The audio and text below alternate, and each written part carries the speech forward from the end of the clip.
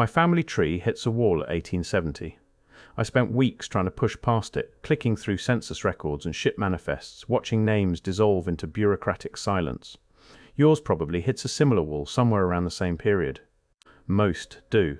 The records just stop, or they were never created, or they were lost to fires and floods and the ordinary chaos of history. I had accepted this as simply how genealogy works. We trace our lines back a few generations, maybe a dozen if we're lucky, and then the documentary trail goes cold. But there are people whose family tree stretches back 60,000 years, not through paper, not through archives, through song. They sang their ancestors into memory. They sang maps across a continent. They sang the locations of water sources and safe passages and sacred sites, and they did it so precisely that modern marine geologists have verified their songs accurately describe coastlines that have been underwater for more than 10,000 years. That is 12 times longer than written history has existed, 400 generations of oral transmission, unbroken, precise enough to pass scientific scrutiny. And in 1869, someone decided it needed to stop. I found this by accident. I was researching institutional control of children in the mid-1800s, specifically the American Orphan train movement that shipped 250,000 children from eastern cities to rural communities between 1854 and 1929. The pattern there disturbed me. Children removed from families under claims of protection. Children displayed at train stops in events that functioned like livestock auctions. Children forbidden contact with their origins, expected to simply become someone else. But then I noticed the dates overlapping with something happening on the other side of the planet, Australia, 1869. The Aboriginal Protection Act, the first comprehensive colonial legislation giving the government total control over Indigenous lives, including, and this is the critical part, the care, custody and education of children. Not just orphans, all children. I pulled at this thread, and what unraveled was a system of knowledge transmission so sophisticated that calling it primitive reveals more about the person using that word than about the system itself. Let me explain what songlines actually are, because the name makes them sound simple. They are not simple. A songline is a navigation route encoded into a song that can stretch thousands of kilometers across a continent. The melody itself describes the terrain you are crossing. The rhythm indicates distance. Changes in pitch mark elevation. The lyrics name landmarks, water sources, seasonal food locations, places to avoid, boundaries between territories. By singing the song in the correct sequence, a person could navigate across deserts, through mountains, between the lands of different peoples, without ever having physically traveled the route before. One documented songline stretches 3,500 kilometers from the central desert to the east coast, to the place now called Byron Bay. Think about that distance. That is roughly the span from New York to Los Angeles. An oral map, encoded in music, maintained and transmitted without writing for tens of thousands of years. Here is where it gets stranger. Before colonization, Australia had over 250 distinct Aboriginal languages and approximately 800 dialects. These were not minor variations. They were distinct languages with their own grammars, vocabularies and structures, yet the songlines crossed all of them. When a songline passed through the territory of a different language group, that portion of the song would be sung in that language. Different people maintained different segments of the same continental navigation system, passing it to travelers like a cultural passport. How is that possible? The melody itself transcends language. The geographic information is encoded in the musical structure, not just the words. Different language groups could recognize the same songline because the tune described the land, and the land does not change. This is not one tribe's knowledge. This is a continental network requiring cooperation across 250 distinct peoples for thousands of years. What does that imply about the organizational capacity of cultures we were taught to consider primitive? Now, here is where I expected my skepticism to kick in. Oral traditions are notoriously unreliable, right? Memory degrades, stories get embellished, details shift across generations. 60,000 years of unbroken transmission seems impossible. The mainstream position would be that these are mythologies with cultural significance but no literal accuracy. So I looked for the counter-evidence. What I found instead was verification. Professor Patrick Nunn, a geographer at the University of the Sunshine Coast, and Nicholas Reid, a linguist at the University of New England, analyzed 18 Aboriginal oral histories describing coastal flooding. These stories, collected from around Australia's entire coastline, all describe the ocean rising over areas that had previously been dry land. Crucially, none of them describe the reverse, seas falling to expose new territory. The researchers cross-referenced these stories with geological data about post-Ice Age sea level rise. The stories matched. Stories from the Yidinji people near Cairns describe a time when Fitzroy Island was connected to the mainland and offshore Green Island was 4 times larger than it is today.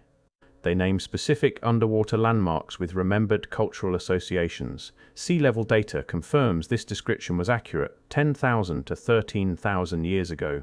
Nicholas Reid called it, and I quote, "quite gobsmacking to think that a story could be told for 10,000 years. But the most recent verification is the one I keep returning to." In 2024, marine geologist Mick O'Leary discovered ancient watering holes 14 meters underwater off the coast of Western Australia. He showed a digital model of these submerged features to a group of First Nations elders. An elder named Timmy Douglas in his 90s immediately became excited. He recognized the watering holes as part of a songline he had known his entire life.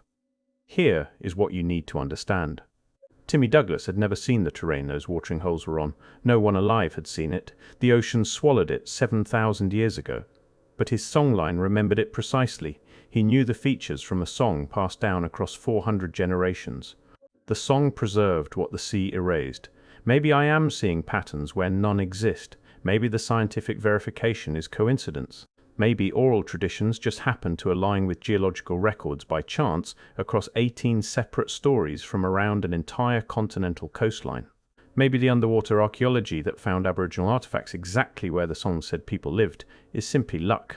But in 2020, researchers from Flinders University published the first confirmed ancient underwater Aboriginal archaeological sites from the Australian continental shelf. They found stone tools grinding stones, evidence of human habitation at depths down to 14 meters below current sea level. Physical proof that people lived where the song said they lived. That the oral histories were not metaphor but memory. So now I have to ask different questions. Not whether the system worked, because marine geology confirms it did. The question is, what happened to it? And here is where 1869 becomes significant. Victoria's Aboriginal Protection Act of 1869 established the Board for the Protection of Aborigines with extraordinary powers. By 1871, the regulation stated that the governor may order the removal of any Aboriginal child to missions or reformatory schools, not orphans specifically. Any child. In 1886, forced removals from missions began in earnest. By 1905, in Western Australia, the Chief Protector became the legal guardian of every Aboriginal and half-caste child under 16 years old, whether or not their parents were living. Let me repeat that. A government official became the legal guardian of every Indigenous child in an entire territory simply by operation of law. In 1915, New South Wales passed the Aborigines Protection Amending Act, giving authorities power to remove Aboriginal children without having to establish in court that they were neglected. Professor Peter Reid, examining board records from this period, found that the reason recorded for many removals was simply, and I quote, for being Aboriginal. Children were forbidden to speak their languages, forbidden to practice their culture, placed in institutions or white families with the explicit goal of assimilation. The official estimates say that between 1 in 10 and 1 in 3 Indigenous children were forcibly removed from their families between approximately 1910 and 1970. This is what came to be called the stolen generations. And now look at the American dates again. Orphan trains ran from 1854 to 1929. Australia's removal policies ran from 1869 to 1969, with the formal end coming when the New South Wales Aborigines Welfare Board was abolished. Overlapping timeframes, same mechanism, different continents. The pattern repeats with unsettling precision. Target children, who are the transmission vectors of culture. Remove them from the people who hold the knowledge, claim it is for their benefit, forbid them to practice what their families taught them. Within one generation, knowledge that took thousands of years to accumulate simply vanishes. 250,000 American children shipped west. Countless Aboriginal children removed to missions and white homes. And in both cases, the explicit or implicit goal was to break the chain of cultural transmission. You do not burn libraries when the libraries are songs. You silenced the singers. You removed the children who would have learned. What was in those languages that are now dying? Before 1788, over 250 distinct languages. Today, fewer than 150 remain in daily use. 90% of those are considered endangered. Only 13 are still being passed to children. When a language dies, the songlines encoded in it do not get written down somewhere. They simply end. Navigation routes that crossed a continent, ecological knowledge that remembered 10,000 years of environmental change, water sources for surviving in one of Earth's harshest landscapes, legal frameworks for cooperation across territories, memory systems so precise they could be verified by modern science. Gone. Not lost to time. Removed by policy. Silenced within living memory. Once you see it, you cannot unsee it. The simultaneous attacks on child-to-elder transmission chains in multiple places during the same period, the framing of removal as protection and benefit, the targeting of oral cultures, specifically cultures where knowledge lived in people rather than in archives, the efficiency of it. You do not need to destroy every record, you just need one generation of silence. What if the oldest continuous knowledge system on Earth was not simply lost to the march of progress? What if someone understood exactly where cultural memory lives and how to extinguish it? What if the patterns I am seeing across continents and decades are not coincidence but recognition of a vulnerability? I am not making claims. I am noting that the orphan trains and the stolen generations share mechanisms, timeframes, and outcomes. I am noting that both targeted children as the vector for cultural continuity. I am noting that oral cultures were particularly vulnerable, and that in Australia, a system verified by marine geology to be accurate across 10,000 years was damaged within 1 century of colonial contact. The songlines are still being sung. Recovery efforts are ongoing. Modern Australian highways often follow the ancient routes, the paths colonizers dismissed as animal tracks. Some knowledge survives. But how much was permanently lost? How many navigation routes went silent when the children who would have learned them were removed to missions? How many languages that encoded survival information for harsh landscapes died when their last fluent speakers passed without students?